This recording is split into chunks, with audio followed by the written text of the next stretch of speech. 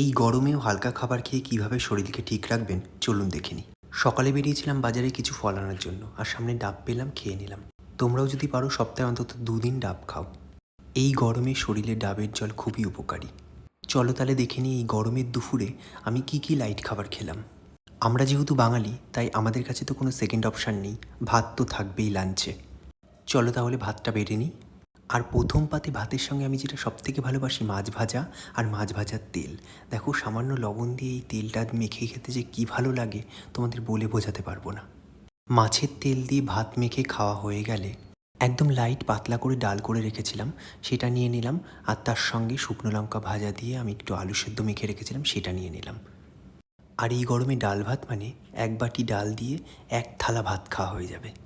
ডালের আলু সেদ্ধ মাখাটা শেষ হয়ে গেল, তাই ডাল দিয়ে খাওয়ার জন্য আমি নিয়ে নিলাম 5 মিশালি তরকারি, যেটাতে 5 রকম সবজিও পেয়ে যাবে আর শরীরও খুব হেলদি থাকবে। চলো তাহলে খেয়ে নিই। খাওয়া শেষ হয়ে গেলে নিয়ে নিলাম সামান্য ভাত, আর যেটা ছাড়া বাঙালিরা খেতেই পারে না, এই মাছের ঝোল। আর এই মাছ খাওয়া দেখে অনেকেই বলে, বাবা এত গরমে আবার মাছ।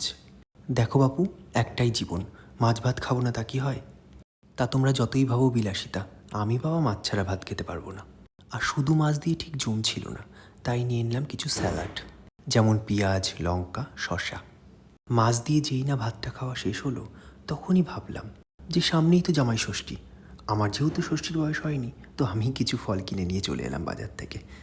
সারা বছর তো স্যালাডে আমরা শসা খেয়েই থাকি, কিন্তু তার সাথে যদি এই গরমে আম পেয়ে যাই, তাহলে তো শেষ পাতের খাওয়াটা এক্কেবারে জমে যায়।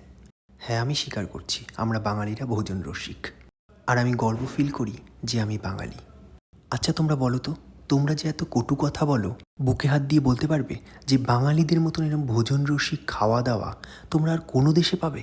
ছাড়ো, যারা নিন্দুক তারা তো নিন্দে করবেই, তাদের সাথে বকে লাভ নেই। আমি বাবা লেবু লবণ দিয়ে ভালো করে জলটা গুলিয়ে খেয়ে নিই। টাটা।